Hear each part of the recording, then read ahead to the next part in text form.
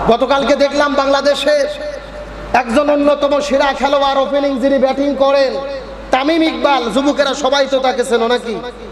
তিনি যখন গতকালকে সংবাদ সম্মেলনে বললেন যে আমি খেলা থেকে অবসর ঘোষণা করলাম, আমি আর খেলবো না, আন্তর্জাতিক ক্রিকেটে আর আমাকে দেখা যাবে না, আমি খেলা থেকে ইস্তফা দিলাম, অবসর নিলাম, এই কথা বলার পরে তামিম ইকবালের যত ভক্ত আছেন হাউমাউ করে কান্না শুরু করেছেন। অনেকে কান্না করতে করতে বৃষ্টির ভেতরে ভিজে রাস্তায় গিয়ে তিনি গড়াগড়ি করে করে কান্না করতেছে। তামিম ইকবালের ভক্তরা খুব ভালো করে বুঝবেন আমি কথাটি কেন বলতেছি। তামিম ইকবালের ভালোবাসায় তিনি আর খেলবেন না, তার খেলা দেখা যাবে না, এই জন্য রাস্তায় গড়াগড়ি দিয়ে চোখের পানি ফেলে হাউমাউ করে কান্না করতেছেন। তাদের দাবি কি?